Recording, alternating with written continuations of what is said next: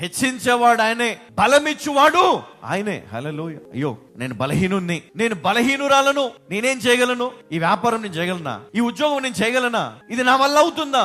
ఇది నేను చేయగలనా? ఈ కుటుంబాన్ని నేను పోషించగలనా? ఈ సేవ నేను చేయగలనా?